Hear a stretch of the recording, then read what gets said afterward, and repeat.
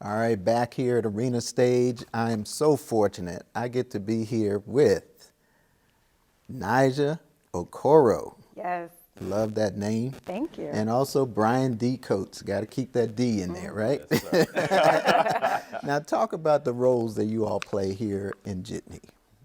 Well, I play Rena, and Rena is the girlfriend of Youngblood, who works at the Jitney station, and Rena is a young mother of a 2-year-old with Youngblood, and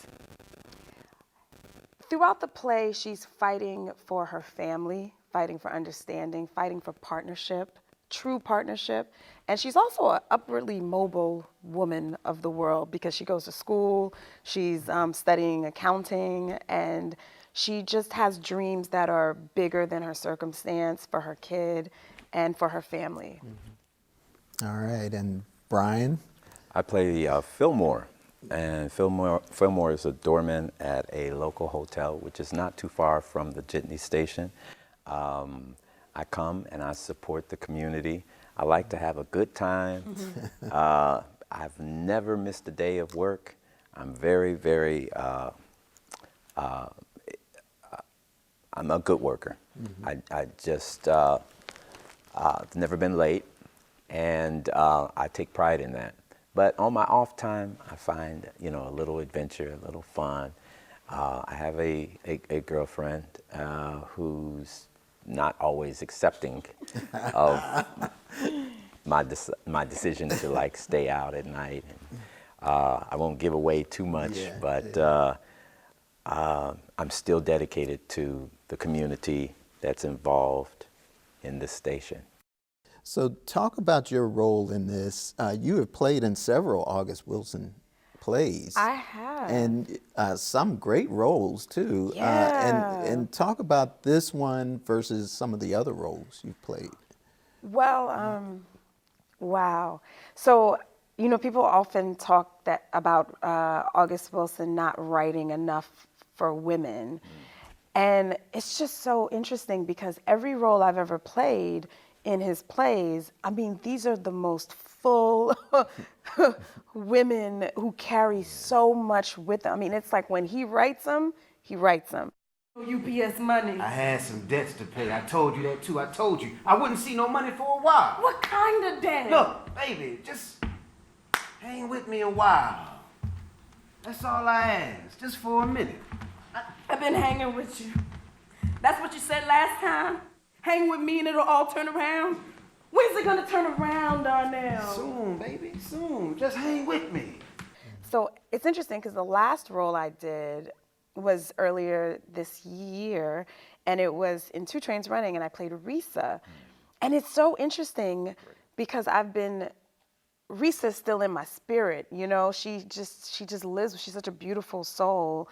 And I feel like Rena is the perfect role to play after Risa, because I feel like they're almost two of the same. Like Rena goes this way when it comes to her heart and love and opening up, and Risa, she closed off, and you know, because of pain and hurt, and I imagine Rena also has been through a lot. You know, I mean, she talks about some of it, but it's interesting that they go in different directions with how they choose to deal with their circumstances in life when it comes to love and men and hurt. And yeah, so that's it's just beautiful to you know, have that experience. And you're the only woman And in the cast. I'm the only woman in both of those in casts. both those. Yeah. And that's been just, I mean, just lovely. Like, you know, I'm a woman who, I didn't grow up with a father in my life, so I've always had an affinity toward men, you know, masculine energy, especially older men. And there are several in this play. And and they've all just embraced me and just have been so kind and lovely. And it's healing for my spirit, but it's lovely. It's just, yeah, these are just such good guys. Any special moments in this play for both of you? You know, you want to share with us any, without giving away. Without giving away. Yeah. Well, I do like Becker's mantra, in one of the scenes where he talks about the nature of the service that they provide. And I like something that he says that is, he takes the attention away from it being like his establishment to it's bigger. It's bigger. Than I love that his, scene. you know that line? do. You know, I won't tell the line, but it's like, it's his mantra is like, our service to the community is bigger than me. It's bigger than all of us. They all gonna flow together all the time. That's life. Long as it don't break apart. When you look around, you'll see that all you got is each other. I think my character is an extension of that. It's just like giving, you know, just a sort of giving sort of quality with as it relates to the community and the upbuilding of the community and the strengthening and tightening of the community.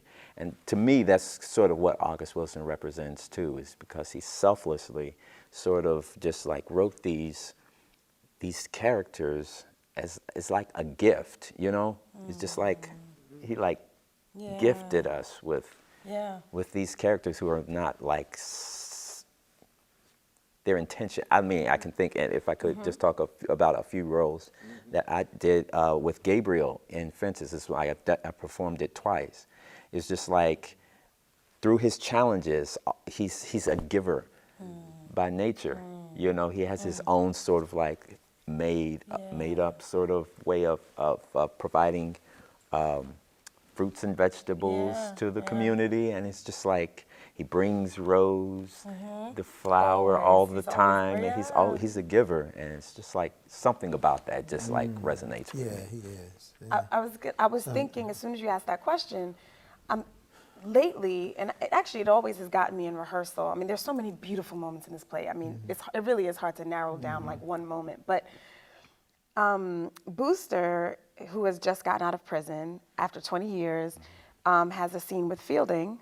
And basically in the scene, Fielding says, anyone can tell you's a connoisseur of fine haberdashery to him. I love it. I get chills all the time because there's so many men in our community especially who have been incarcerated. I mean, I have plenty in my family, and who come out and they have no opportunities and they're treated as second-class citizens. They've paid their debts to society, and sometimes they weren't even, there for a good reason in the first place, but that's another story. And they're treated like garbage. And he uplifts this man and lets him know, you should not be wearing that suit. You deserve a suit made for a king. And I always he just lifts this man up. And that's what happens a lot in this play. Men lifting each other up, men being vulnerable with each other, men seeing each other's excellence. And what Francois said in the talkback, men Yes. loving on each Men other. loving on each And other. it being, because you hardly ever And see you don't that. see that. You don't see see that. it represented. But it happens all the time. time. That's It how I happens grew all up. the That's time. all I ever saw. Yeah, You but know? you don't see it on screen. That's right. You don't see it in the theaters. No, but you're going to see it in the Wilson August brings Wilson it. play. Yes, He right. You're going to brings see it. it in the play, in his plays, Yeah, always. What else do you think people who come and view this play have to look forward to when they see you guys out here? Man. What's so special? I'm going on that talk back yesterday, and just like, that's why I love talk back so much, because I can just like listen to what people's responses are. Yeah. And it just comes from such visceral, but when a lady says, I knew every single person on that stage, I have one of those people in my community. That's what it's about.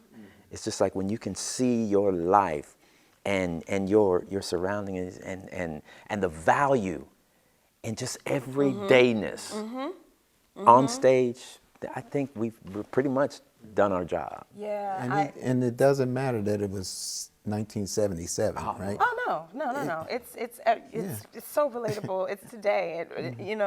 In some ways in a bad way, but in many ways it's related. Yeah. No, a woman came up to me after the show yesterday, and she just said, it's just piggybacking on what you said. She goes, "Girl, this is your song. And she's talking about Rena. and so she was like, look up this song. And I looked it up and it was like the perfect song for me. She said, as soon as you came on, I just said, that's her. She knew me. Wow. But that's because Wilson writes these characters who are relatable. And the other thing you're gonna do is you're gonna laugh. And you're gonna laugh at stuff that, it's not written as necessarily funny, but it's so honest and real. You're just gonna laugh at so much in this play. And then, of course, there's just heartbreaking, beautiful, as we do in life. We laugh at things that aren't necessarily like ha-ha funny, but it's just like, oh, that's so real. And that's just like so right and so funny at the same time. It's just like, oh, Right. The way that. Right. Every time Sheely comes through the door. Yeah. Our character, numbers runner who comes through the door. Every time he comes through the door, it's hilarious. Yeah. And he's just being him. He's not doing anything. I remember that guy in real life. Yeah, he ain't trying to make nobody laugh. He's just him. But we recognize that as being true. And so it tickles you. I think we had a guy in our neighborhood, they called him Dollar Bills. Yeah. I think that was him. That was him. That makes I was a little young, but I think that was him. That was Dollar Bill. We all know Sheely. Yeah. Well, how did you get into acting and how did you get into acting? We got a few seconds left.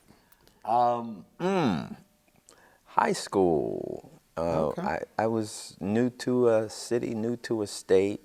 Was sort of intimidated by that whole experience, but I remember meeting with the vice principal on selecting my courses, and I was just kind of like a shrugger, like I didn't know what to. She's like, I'm gonna put you, recommend that you go into this speech and debate class, that we just started. It'll get you used to being in front of people and get you used to, and also that teacher also happened to be the acting teacher, so I was sort of like in her class for acting, in her class for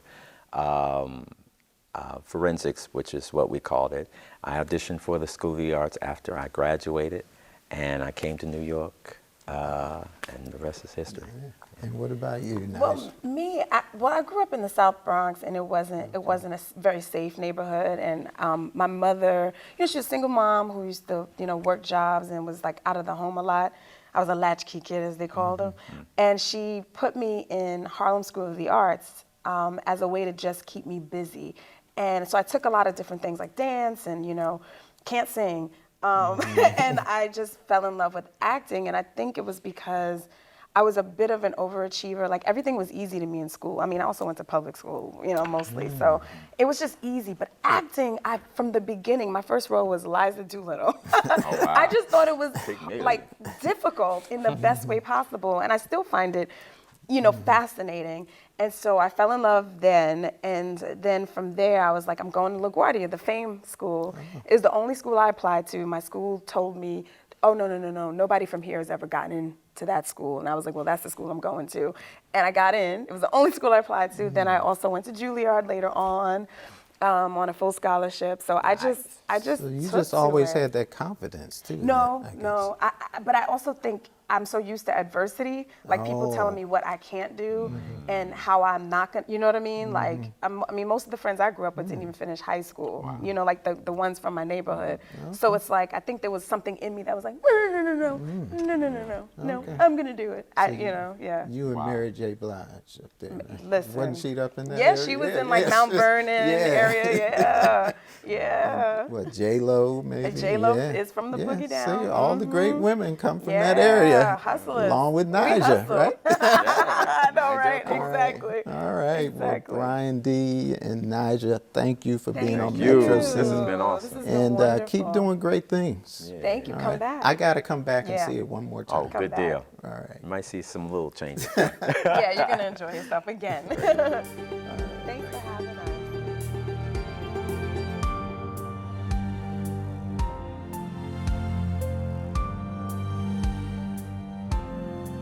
We hope you enjoyed this edition of Metro Scene.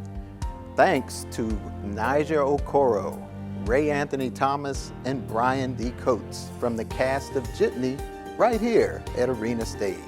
I'm Marvin Jackson. We'll see you next time.